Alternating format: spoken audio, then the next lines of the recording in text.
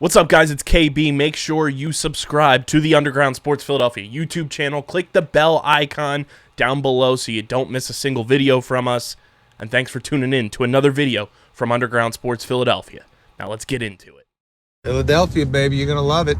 Best sports fans in the world. Actually, the worst, but that's what makes them the best. I think we are all set. What is going on, everybody? Welcome in to episode number 508 of Underground Sports Philadelphia. It's KB, it's Matt coming at you, not live. A little break in the fourth wall. As you guys are watching this, it's Thursday. We're recording this on Tuesday, or Wednesday. I'll be at the Sixers game tonight, so if you're at the game, hopefully I run into you. But got a fun little show for you guys tonight, obviously. Final seance on the Super Bowl. We'll move forward, and suddenly it's pitchers and catchers season, and the Sixers are the main spotlight until real Phil's games get going, and we pay attention a little bit to the World Baseball Classic, and then before you know it, it's going to be opening day. But we got that. The Union released their new kits today, and we'll dive into just some fun stuff to put a bow on football season for 2022-2023. But before we get started, make sure you guys are following us on the socials at UndergroundPHI, Twitter, Instagram, Facebook.com/UndergroundSportsPHI, Twitch.tv/UndergroundSportsPHI. You can follow Matt on Twitter at Matt Castorina. Follow me at KBIZZL311. Make sure you subscribe to the podcast feed on Apple Podcasts, Spotify, or wherever you get your podcasts. We're there.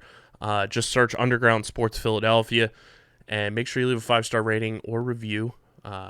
Subscribe, unsubscribe, and resubscribe to play with the algorithm for us. Send it to your friends and family to subscribe as we get set to embark on the spring months ahead. We got a lot of stuff planned for baseball season, so go subscribe on Apple and Spotify. Leave a 5-star review, and of course, subscribe to the Underground Sports Philadelphia YouTube channel, where you get full video episodes of every podcast on our network. You get shorts, clips, original content, live streams, you name it. It's on our YouTube channel if it's in video form.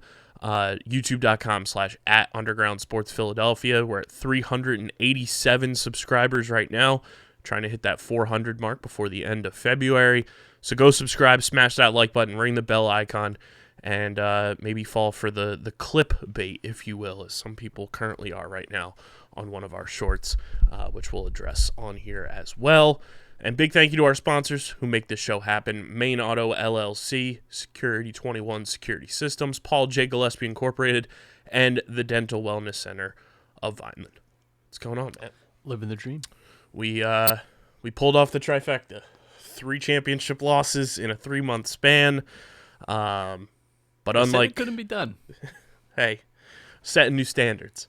But unlike some cities, I think the Eagles as a whole have handled it very professionally and are just going to use everything that transpired on Sunday as fuel for next season and beyond. Yeah, tough loss. I think what has made it feel not as tough is how well the Eagles played in the game.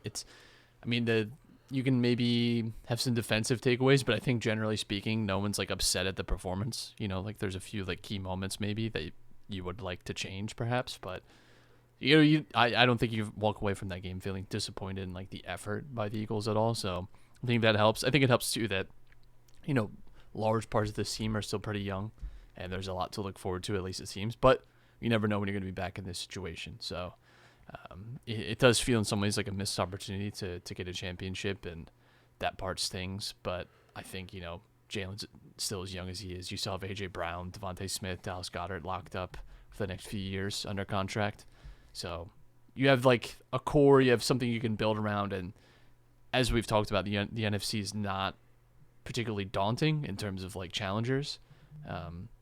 So, I think it's reasonable to expect the Eagles should be a playoff team again next year, and, are certainly, as it stands, we'll have to wait till free agency because this defense could look very different next year personnel-wise. Also lost, your 2 offensive and defensive coordinators. There's other coaches that could be gone too. the quarterback's coach, I think, is interviewing for the Ravens offensive coordinator position. So, yeah, there's a lot of like moving parts over the next few months, but I think the way that they've handled the last few years in team building gives you confidence that this team can definitely be back next year with a very strong squad again.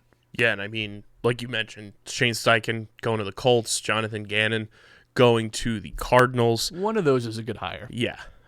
Very awesome. I don't know if you saw his interview, Steichen's interview with the Colts. He literally thanked every offensive player from the Eagles, which I think was, a nice little tip of the cap. You don't really see a lot of coaches thank every single player. But I think, he's gonna have his hands full with the Colts and, their rebuild and everything. Steichen, though, is one that I think is easier to replace in a sense, just because if I'm Howie Roseman and I'm Jeffrey Lurie, like, I'm not letting Brian Johnson leave the building. Yeah, Brian Johnson should definitely stay.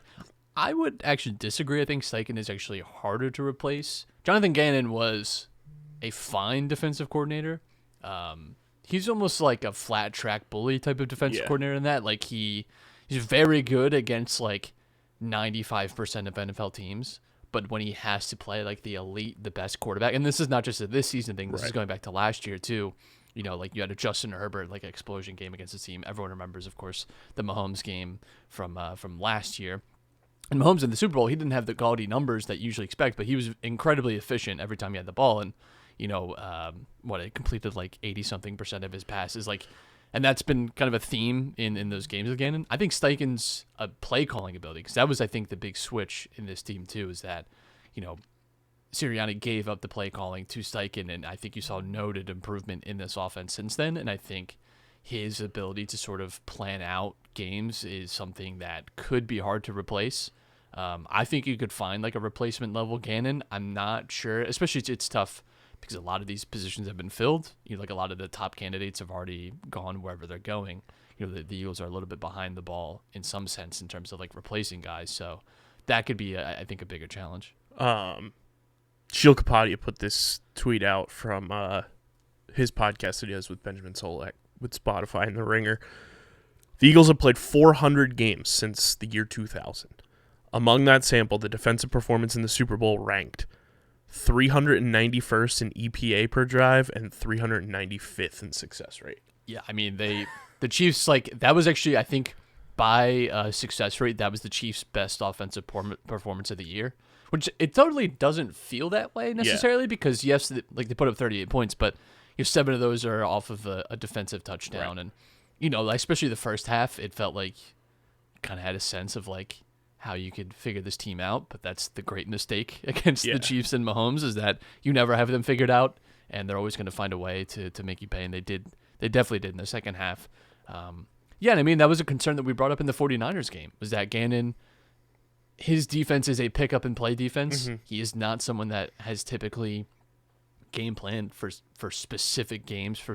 He is just here's the blueprint, here's what we follow, here's our rules, and this is kind of just how we play. It's never been one that is like you see on the other side of the ball here with Spagnuolo, right? Where it's in the playoffs especially, he's a guy that, gears up and is able to typically take away some of your best things. I think he didn't really have much of a hand in the Eagles, at least scheme-wise, right? There was big plays. There was definitely more individual moments from the Chiefs, and that's something disappointingly that the Eagles really lacked in that game, is that there was no big...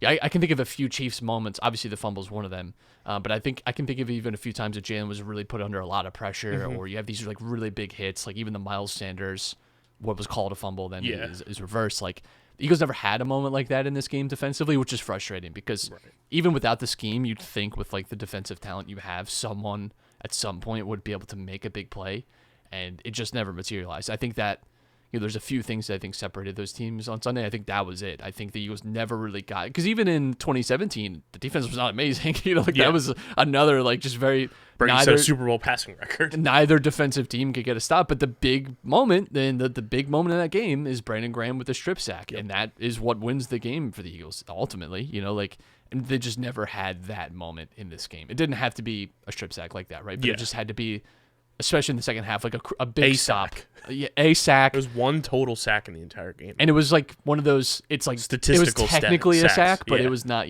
like Jalen Hurts got forced out of the pocket behind the line of scrimmage, Yeah. and that's it.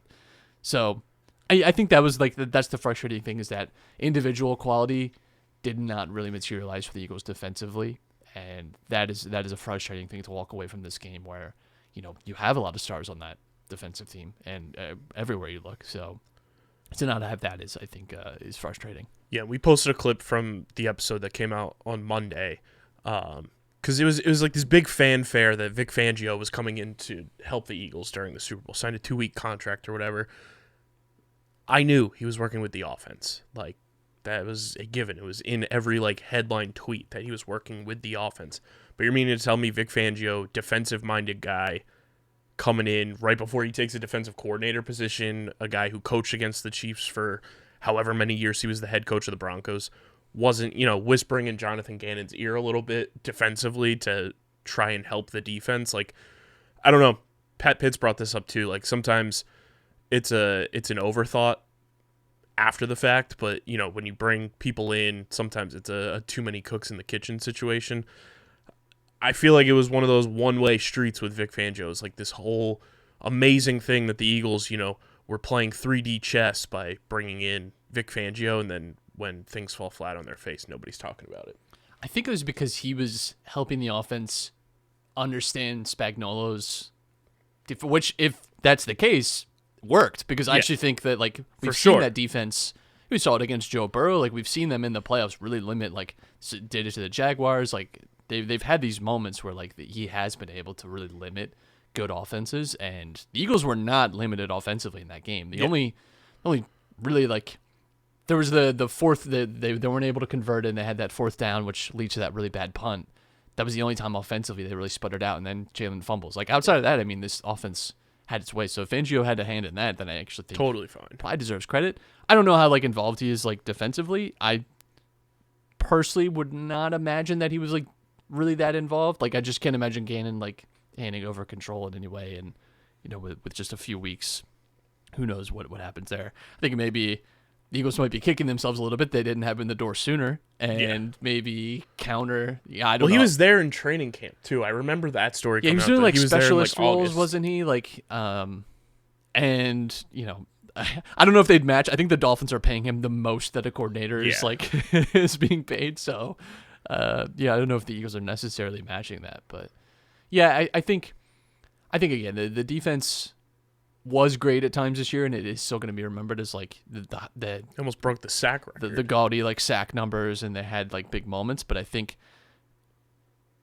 that's going to be the next evolution in this team, is that needs to, and it's tough too, because I think, and this speaks a little bit to just the fact of what people said about the Eagles being frauds, which I don't agree with, because they played the Chiefs just as good as any team has, and probably should have beat the Chiefs, right? If not for bet, I do think one tiny sliver of that is true, in the sense that the NFC is not a conference that you get tested a lot in. Mm-hmm. If you look at the AFC and the path you have to get, name the best 10 quarterbacks in football, 8 or 9 of them are in the AFC.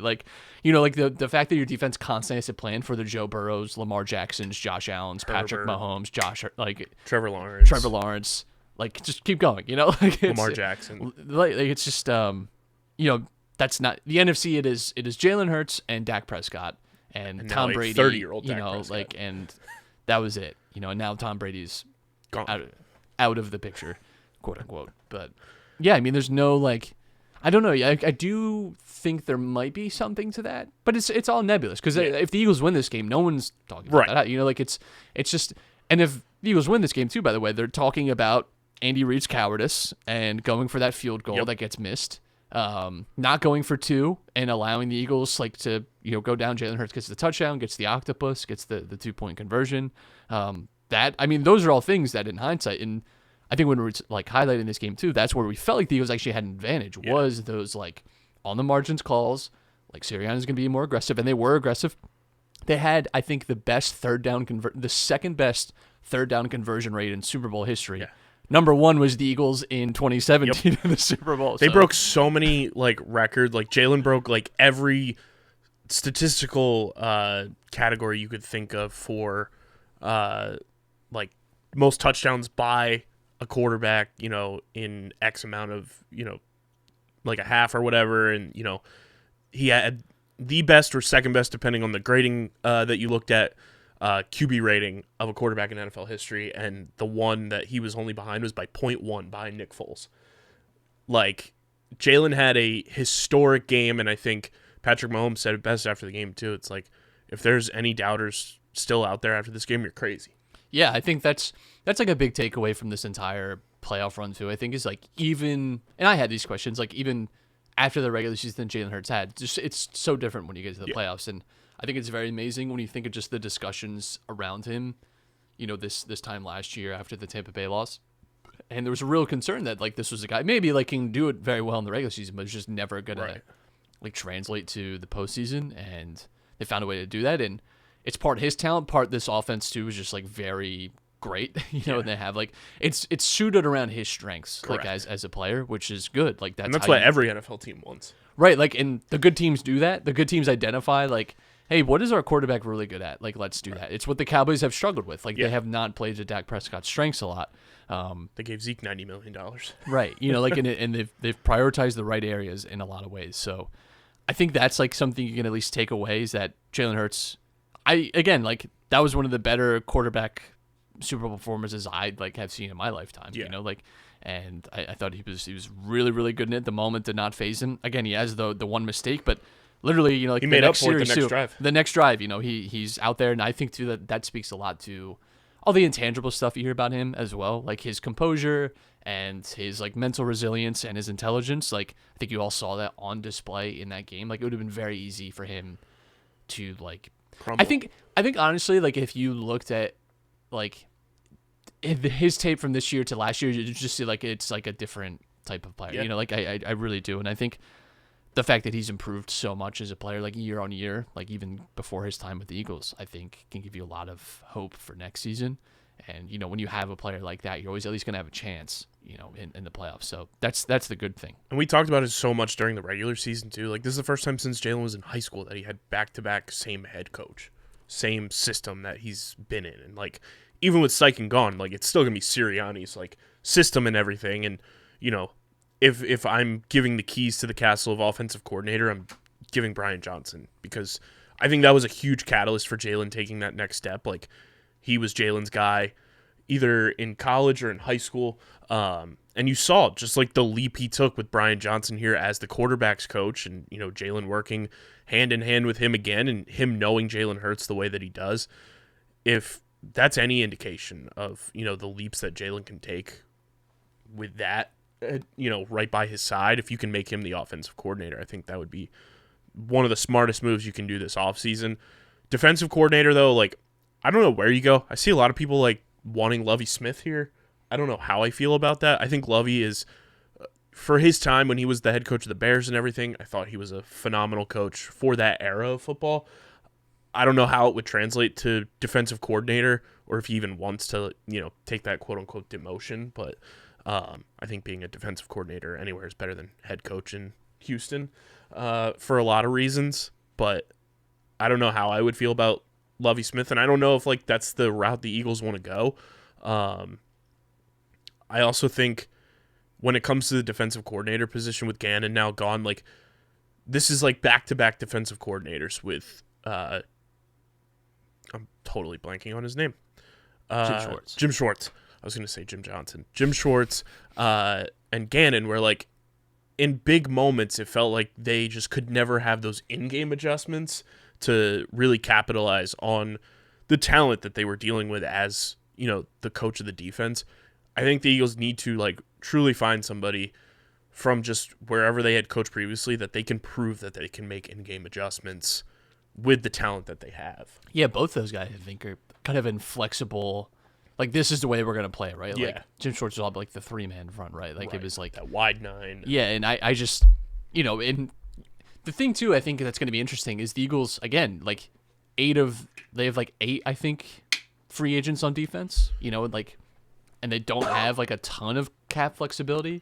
And even with Howie Roseman's, like, he always finds a way to, like, create a little bit more space. But They don't have. They're gonna have to make a few tough decisions, and I think that is gonna play into who they get as defensive coordinator as well, because I think you'd ideally want someone.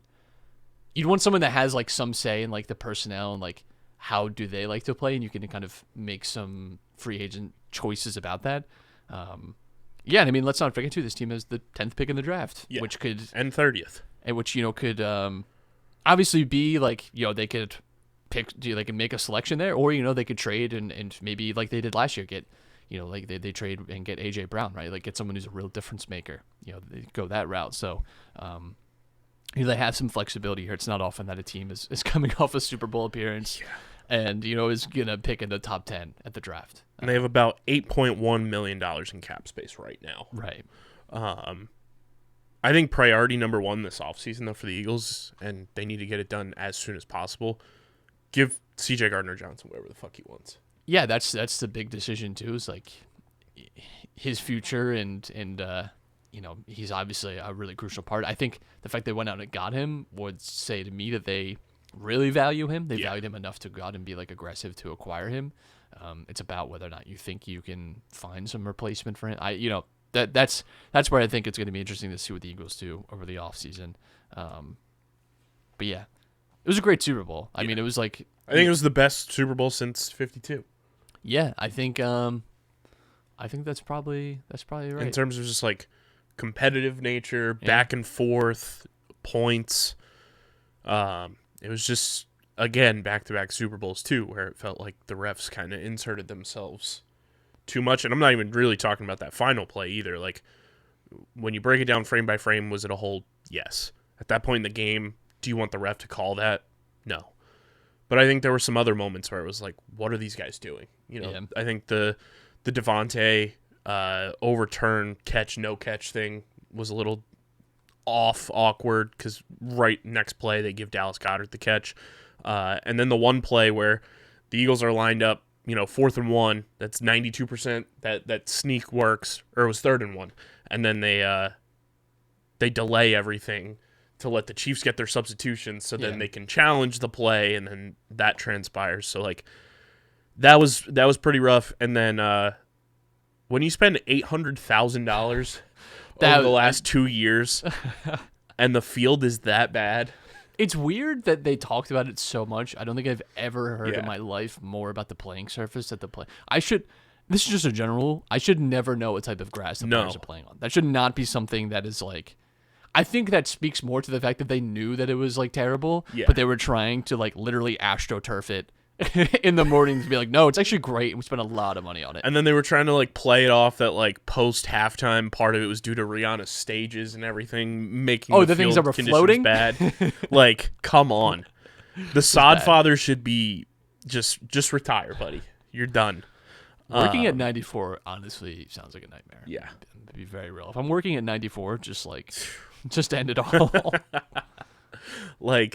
The field Hassan Reddick said it after the game. He said it was the worst field he's ever played on in his career. I've never, and he played in Arizona before. I've never seen players slipping that much. And I forget who tweeted it. The Eagles on unique dropbacks, 38% of unique dropbacks they had a player slip. Yeah. The Chiefs on 14% of unique dropbacks had a player slip. So any way you dice it up, there was some issues across. Jake Elliott almost broke his ankle slipping, kicking the ball off. So that was a whole mess. Hopefully the Super Bowl's not in Arizona anytime soon. Next year is Vegas, right? That's cool. So we'll see what happens. And I think the year after that's New Orleans. I love New Orleans. But yeah, I mean, it's a bummer that they end up losing, but we talked about it on Monday. When you look at the landscape of the NFC, there's a valid argument you can make that the Eagles are going to be the team in the NFC for the next half decade plus. Yeah, half decade might be a little too long, but depending on where football cycles is usually 3 years. Yeah. That's what you have with the team, and I think if you count this as year one of but then there's going to be a lot of change and things like that. Now that Brady's gone, Rodgers is probably going to the Raiders, it depends on what, or into another cave of darkness. What the sign of the beaver told him. He was And I in think darkness. some of it depends on where Lamar Jackson ends up. You know, if he goes to an NFC team, it'll depend on what NFC team it is. I would be surprised if Lamar is not a Raven. I think they're just going to franchise tag him, and maybe like in the next few years he could be in the NFC. But I think next year I think is who's here is who's here. You know, I think it's the Cowboys, it's the Eagles, it's the 49ers, and I really just struggle to. Like, you could maybe talk about the Lions. That's what I was going to say. Crazy enough, like, the Lions are going to be, like, that frisky, like, but like 4 seed. I'm not convinced that is a team, like, that is, like, competing for a Super Bowl, but, like, they're a team that's probably, like, 10, 11 wins and is, like... They're hanging in the divisional round. Right. Like, that's a tough game. And even with the 49ers, like, their quarterback position right now is a massive question mark. Sure, but you know what? It was a massive question mark all year. And I think figured it out. Let me ask you this, because I've been asking some people this question, just like out and around. Do you think the 49ers losing DeMeco Ryans as their defensive coordinator is a bigger loss for that team than the Eagles losing Gannon? Probably, because I think he's very good. And then in terms of like replacing, I would also say though that like the defensive like talent that they have there, I think it's a little bit of both. I think it is very much. And it's actually, I think, pretty similar to Steichen in that, like, I think what they bring as coordinators is highly effective, but I also think they benefit a lot from the talent that they have available. But, you know, like, not everyone can maximize the talent that they have available. Like, that is a skill in of itself. When you have a player like Fred Warner, like that is the great equalizer in what you can do, right? When he is just so talented and so smart. So, I do think that's a potential question mark for them. But the 49ers, man, they're just like. They're the zombie team. They're back every year. They're always competitive. I don't. Their think division is so overrated too. Right, and I mean that's a division too. That's like, I mean, God bless Gannon's, luck with the Cardinals and their Simmons. future. Yeah, it did. The Seahawks could be good next year. Like that's a potential for obviously they were good this year. They're a playoff team, but I mean like they could potentially like really advance next season. But and then it's like, is Geno Smith going to do what Geno Smith did this year? Right, Rams are in hell next year, so they have the corpse of Matthew Stafford at quarterback for them. Yeah, I think like I'd be curious to see what the Falcons do because they're like a sneaky team that I think if they make like a good quarterback improvement, could actually be one of these like again like probably win that division. That division is not that intimidating. No. Might depend on what the Panthers do as well. But depends if Derek Carr goes to the Saints. I'm not sure. Any of those teams to me like there's a right now. I mean this is prior to free agency, prior to draft. To me, the top tier of the NFC is still the Eagles, Cowboys, and 49ers. Like I would expect one of those three to probably represent the NFC next year. Of all those teams you mentioned, between the Lions, Falcons, Panthers, Saints, whoever else, the Vikings maybe, could be in like could be playoff teams next year, right? Yeah. But like I would be. We'd have to see like what moves they make this offseason to think that it'd be anything more than just that. Yeah, like those three teams, and then like we said, like the Lions will be like. I think the Lions end up winning that division in the North next year, just because they have the most stability across the board, which is weird to say for the Detroit Lions in any aspect of their franchise history. But I mean, you also look at the Eagles, free agents and everything. I think there's guys that will be back that just want to be here. Mm-hmm.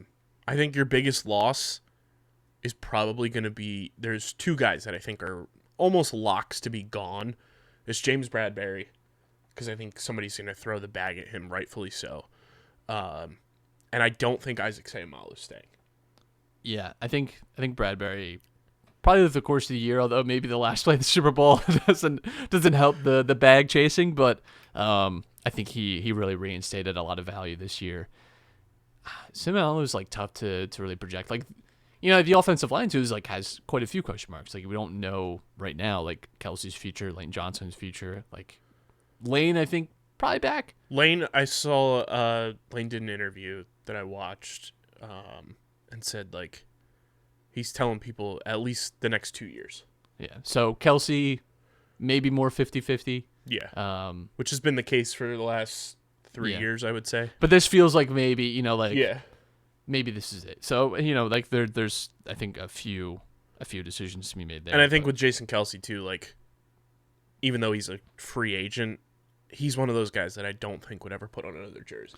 Yeah, and I just he seems to me like just like his personality is like football is not everything to him, like Yeah. he just seems like one of those people that is like maybe more like not to make it like compare him and Tom Brady, but like Tom Brady retired and it felt like brother like Right. it it just felt like football is such a core part of like Tom Yeah. Brady's being, and it doesn't feel that way for someone like Jason Kelsey, where it's like, yeah, this is like my job, like I love it, but it just feels like maybe he's more comfortable with like I'm just gonna step away, like And I think that's right.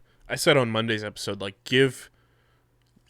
just have on the table for Kelsey, Brandon Graham, Fletcher Cox, and Lane Johnson when it comes time for that. Just give them 1-year contracts until they're ready to hang it up. Yeah, Because they feel like the guys that like will be like those, Brent Selleck types, like forever Eagles, and you don't want to like see them put on another uniform. I think Brandon Graham will be back, even though he's a free agent, because I think he just wants to keep playing until he's ready to hang it up. and they were able to manage his snaps a lot this Yeah. year, right? Like because they do have like they had a lot of depth on that defensive line, so And most of that depth, I think, is still going to be there. Like, a lot of people talking about the depth. Like, 3 of the Eagles' defensive free agents are guys that were brought in mid-season that Right. are on the older side. Like, Sue was ring chasing, Linval Joseph was ring chasing, and you traded for 38-year-old Robert Quinn. yeah. Like, they're not, like, game-changing free agents. Those were pushing the chips into the table Right. moves. Those were not like the next 3 years. What does this team look like? Like, moves? you have Josh Sweat still here.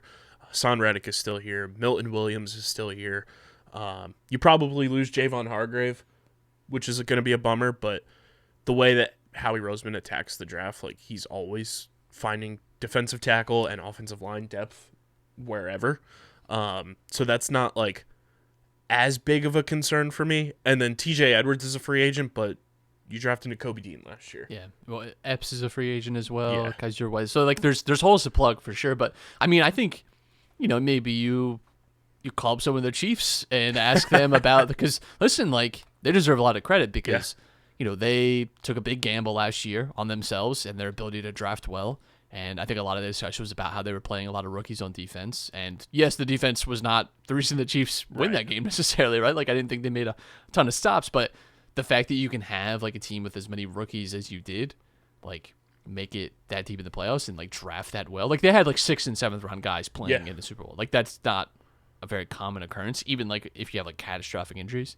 I think one thing potentially working against the Eagles too is like you had 22 starters healthy for the Super Bowl. That's just not, that is not a like replicable thing. Even if you have like a great health staff and you just get health lucky, is air even with quotes. luck on your side again, I don't know that you're getting that. But yeah, and in that respect too, I think it just kind of stings a little bit more because it's like this. It really all kind of lined up, between the health, between everyone kind of peaking at the right time. Like it felt like a really great opportunity to win a Super Bowl. And it just feels a little unfulfilled walking away from it without that.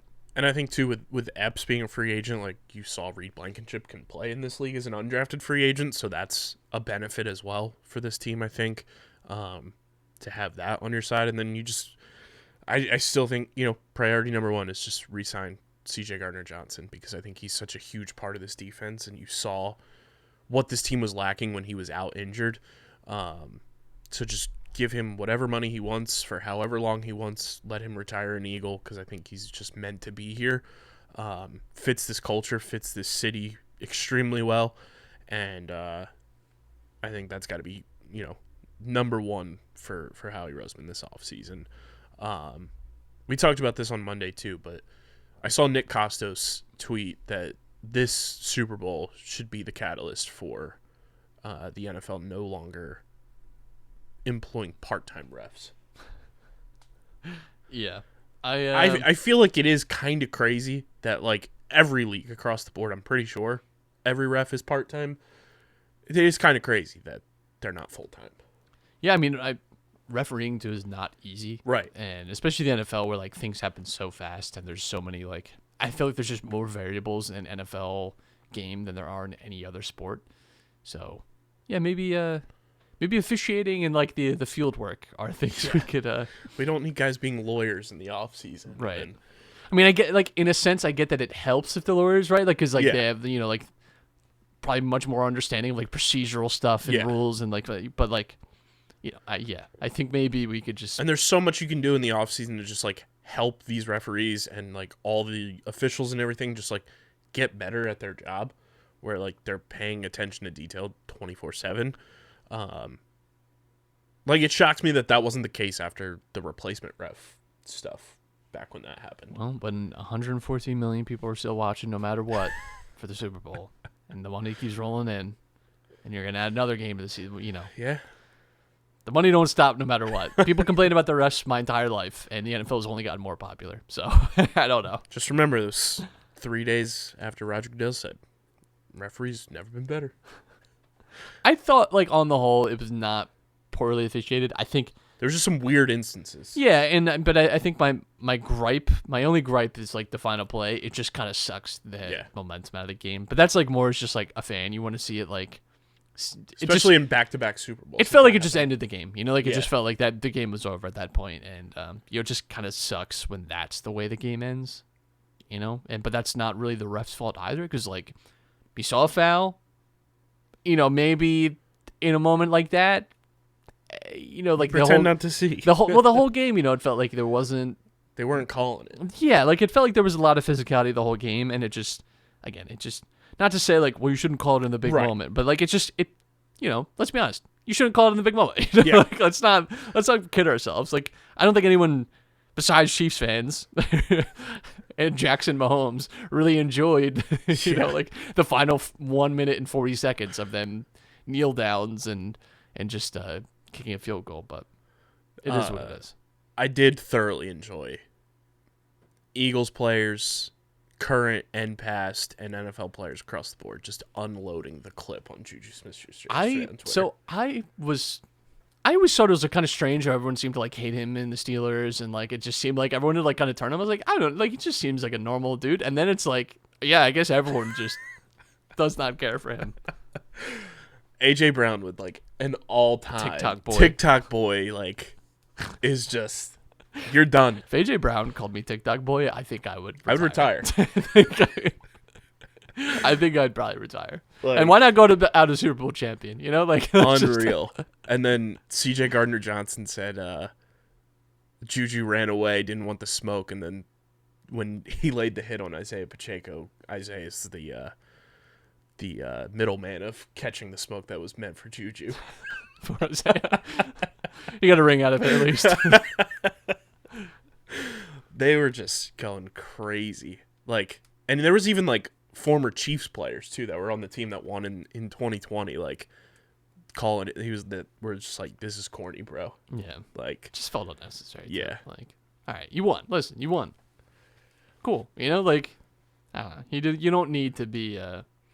Don't need to be saying the things. It was pretty crazy though to see like how many players came out of the woodwork to be like, yo, fuck you. Yeah, I think that's when you know that this guy's just like not well appreciated. TikTok boy though, it's a good one. It's a good one. It is fun when current and former Eagles players are giving wide receivers funny nicknames. Malcolm Jenkins called him Michael Thomas Slant Boy. Yeah, and that one really stuck. Yeah, everyone calls him that. But yeah, we'll see where the Eagles go from here. And I don't know. I think the quote-unquote anger is more so that not that the Eagles lost, but how they lost is what fans are frustrated with. That's what I would say I'm frustrated with. But then you look at the bright side, like we mentioned, like the core of this team is intact for years to come, which I think is I think the Eagles are in a better spot this year post Super Bowl than what they were in 2017. Absolutely, yeah, and we talked about it in the lead up too. Like the 2017 run felt a little like just a little sprinkle of like fairy dust on that team, and everyone's kind of playing to a level that they weren't really actually at.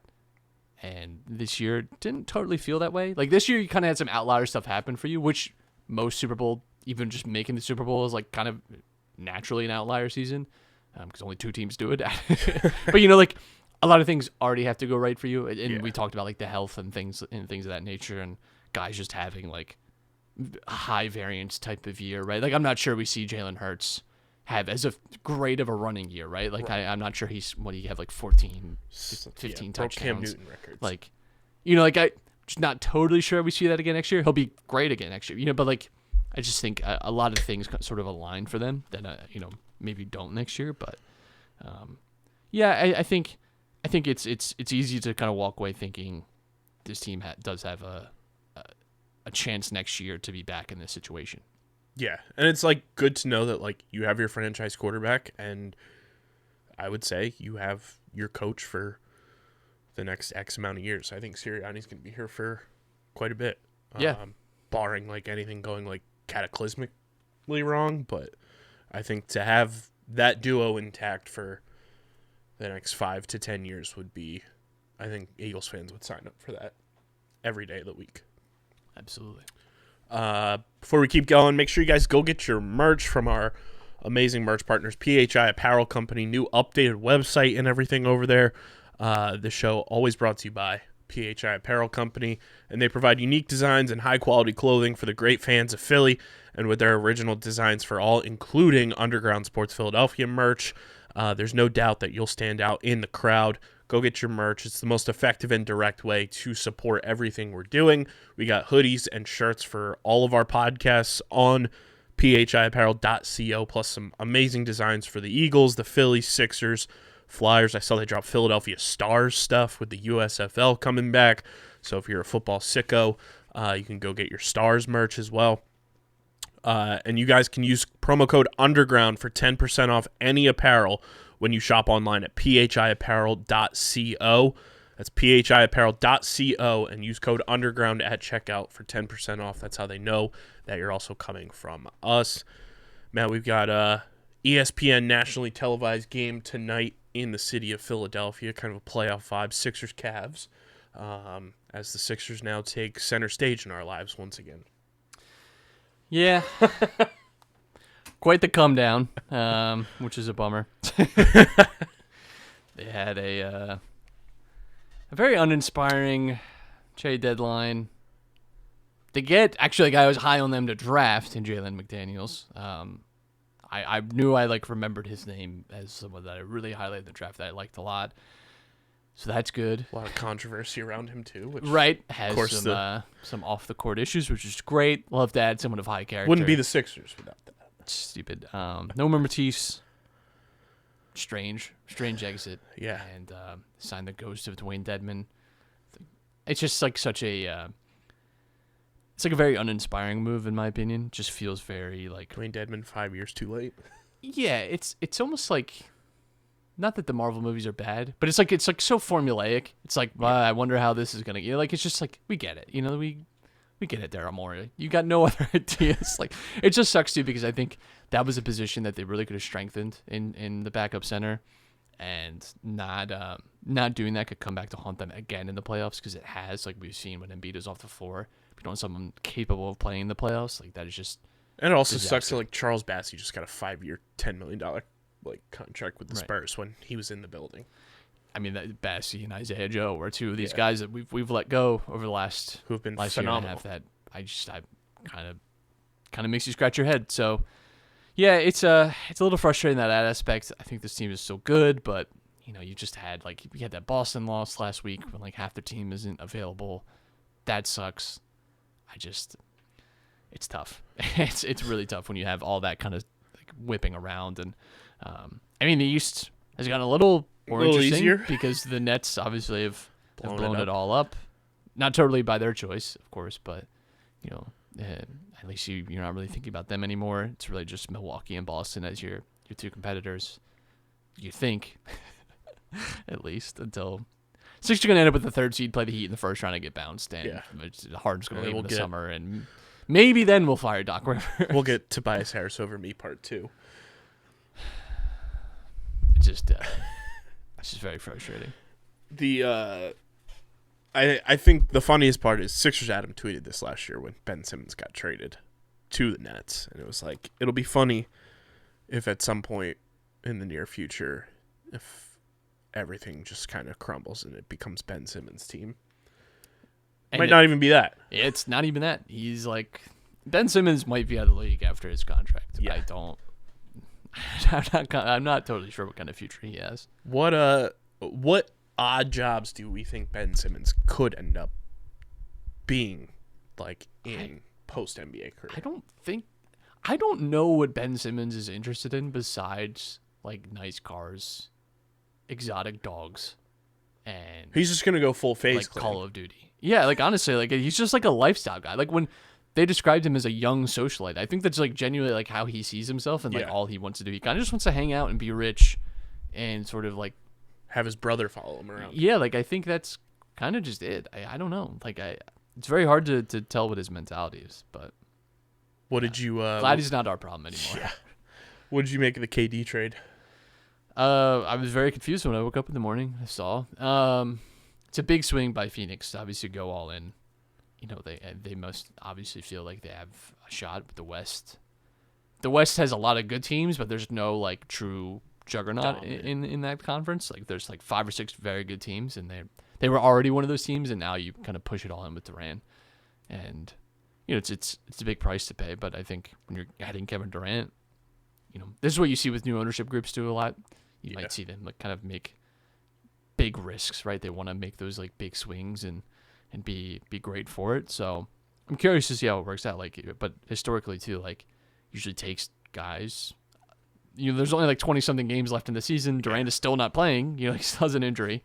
So yeah, that would be my concern. But I think if you have the chance to add Kevin Durant, I would just, you know, if we had the chance to add Kevin Durant, I would be very pro that. It feels like this was one of the more active NBA trade deadlines massive in recent memory. Because there's so many teams, I think, that felt like, hey, we're on just kind of the verge. Like even outside of the big star trades, right? Like out of Kyrie and Kevin Durant, like you got a lot of like on the edge of stuff being done, like D'Lo going back to LA, right? Like that's one I think that could be impactful for the playoffs. And the Knicks. Yeah, like the Knicks obviously like trying to add someone to the rotation. Yeah, Crowder goes to Milwaukee. Even like the Sixers, right, making some acquisitions there. And Scala goes to Boston. Yeah, like they just, you know, that feels like a Napoleon move. A lot of teams have made, you know, a big choice to kind of go all in now. The buyout market's going to be buyout market is the biggest crypto scam there is. Like every year, people convince themselves that the buyout market is like a place where this is where we find the guy that wins us the championship. Pure and hell. It just isn't. It's awful. It's never fun. You get Dwayne Dedman and you're like sick. I guess I feel sick. It's not actually sick. Also, Mac McClung gets signed with 10-day. It's highlight reel. Yeah, he's gonna be. He's like, you know how in between like TV timeouts they have the Sixers like flyers come out, like they like jump on the trampolines. Like that's Max McClung is just one of those guys, except he doesn't need the trampoline. That's it. Like he's plot twist. He's actually Franklin. Yeah. Yeah. So we'll see what happens with the Sixers Cavs tonight, and then pitchers and catchers, Matt. It's hard to believe that it's already here. The next great hope. I don't know about you, but I was ready to fall over seeing Andrew Painter in a Phillies uniform. That was great to see. It's weird, you know, because usually we spend these last 4 months just talking about, you know, waiting for pitchers and catchers, and obviously with the World Series now ending in November, it gets here quicker. But like since the Phillies were in the World Series, it felt like such a fast turnaround. Yeah. I mean, we haven't had them play this late ever, you know. So it does feel even more fast, and I think too, like either the Eagles obviously having a very deep run, and you know, certainly is like there's no like idle time to really be thinking, you know, like too much about even like the Sixers who are actively playing, right? Like we're not even thinking about them as much because so much focus is on the Eagles. So now the attention turns towards the Phillies, and you know, it's all like the regular season is gonna be a lot of fun and interesting, but you know, this team's interests are obviously lying in the fall and in October, and you know, it's going to be like a long wait to see what this team does, and you know, hopefully remains competitive in the division. That'd be my hope that we actually make a real run at getting a division title this year. Yeah, and I mean, like we talked about it when it started, but like the free agent market went quickly for baseball too. So it was kind of just like everything happened. You kind of knew who was on what team, and then things were it was just like, all right, when's it start? Very excited for baseball season. Obviously, April 8th will be, we're doing a live tailgate podcast for opening night, so make sure you guys come on out to that. PHI Apparel Company part of that, Kenwood Beer part of that, and Beano Board are going to be a part of that. So a lot of fun stuff over the next couple of months that we'll have planning for that, for our live tailgate series of podcasts that we'll be doing. We'll keep you guys up to date on the socials with that. Sorry. Doing top ends research, but hit the volume button. The Union released their new kits today. Your thoughts? Like a 7 out of 10. Yeah. Nothing will ever top the lightning bolts. Yeah. I like the color scheme. They're like, I don't know what it's not. It's a strange kind of yellow. It's like, if you haven't seen it, it's like somewhere between camo and cloud. Looks like honey mustard. Yeah, like honey mustard and like this nice like light blue. I generally like it. It was built up a lot, which I think you can't ever do that because people are gonna naturally be disappointed when you talk about when the how bar amazing is it set is. so high. Yeah, like because you just start to like think about what's in your mind and how good it could be, and then it's almost never gonna like fit that image. But I think they're nice. They're nice looking kits. No real issues with them. I think they're clean looking. I kind of like the color scheme. The badge being like just a snake is like a nice little touch. But yeah, they're fine. Nothing's topping the lightning bolts ever. That's like an all-time Philadelphia jersey. They were fine. Like I saw a lot of people complaining that they replaced the crest with just the snake. That's a semi-common thing in soccer. Like I wouldn't say it's like regular, but like there are a lot of teams. Like Liverpool used to have like a crest on theirs and switch to just the liver bird on it, and other teams will like for like anniversaries will use like their old badge from like like the 1940s or something. Like it's more common than I think people realize like to do this. Like maybe not always, but like we'll do like a one like their third jersey or something will have sort of a more stylized version. Like some teams have like moved it to the middle or like something like like it's I don't know. I'm fine with it. I don't think it's. And really at the end of the egregious. day, all this is just so that the team makes money. Right. It's all for jersey sales. And I think you keep that in mind and you move on. I'm excited for the Union season. I'm very excited for the Union season. Speaking of bringing starters back, like we were talking about with the Eagles, it's the team that's bringing back pretty much everyone. So that's really exciting, and I think. I expect them to be a top 3 seed in the East. You just got to add in some potential variance for injuries and things like that. But when you look, I think the way this team played the second half of the season is much more indicative of what we should see. Because they kind of had not a bad start to the season, but we're like a little more inconsistent, right? They didn't have like especially the front 3 had not had as much time together. We saw once they started to get that chemistry, started to play together a lot more.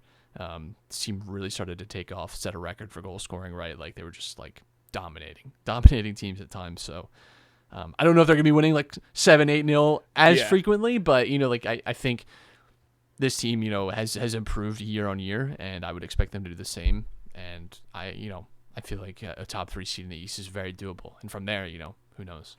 And I think offensively too, like we talked about it last season, like for them to have that big trio up top for an entire season is going to be massive, just for chemistry reasons and like the team looking the way that you expect them to up top.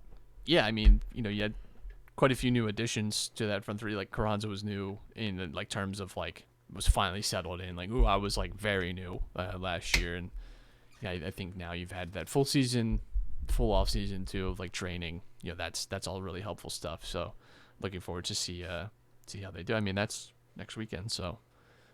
The MLS in general, the MLS are making a bigger attempt. I watch more Union than I've ever watched last year, and this year I'm trying to make a more attempt to like watch more MLS in general. That big Apple TV deal too. Yeah, so. I'm not totally in love with that, but it's all right. Plus, it helps when the Union have like arguably best coach in the league. Yeah. So. I mean, he's a fantastic manager. So if only the Sixers could learn a thing or two from most of the teams in the city. Yeah. If the Sixers could take some notes from the Union, that would actually be really helpful. Like homegrown town and, again, one of the smallest budgets in the league in terms of, like, maybe just You should take a drive. Ask some questions. Take a look at the 3 teams who made it to their championships and maybe take a look at why they were so successful. But yeah, that's all we got for you guys. Make sure you follow us on the socials at Underground PHI, Twitter, Instagram, Facebook.com/Underground Sports PHI. Follow Matt on Twitter at Matt Castorina. Follow me at KBIZZL311. Subscribe to the podcast feed on Apple Podcasts, Spotify, wherever you get your podcasts. We are there. And of course, leave a 5-star rating and review. It helps the show continue to grow. And subscribe to the Underground Sports Philadelphia YouTube channel. It's where you get full video episodes, clips, live streams, shorts, any video content. It's up on our YouTube channel, youtube.com/@Underground Sports Philadelphia. Smash that like button, ring the bell icon, comment down below your thoughts on everything we discussed on this episode. And big thank you to our sponsors who make this show happen: Main Auto LLC, Security 21 Security Systems, Paul J. Gillespie Incorporated, and the Dental Wellness Center of Vineland. This has been episode number 508 of Underground Sports Philadelphia. For Matt, I'm KB. Till next time, we are signing off. Peace.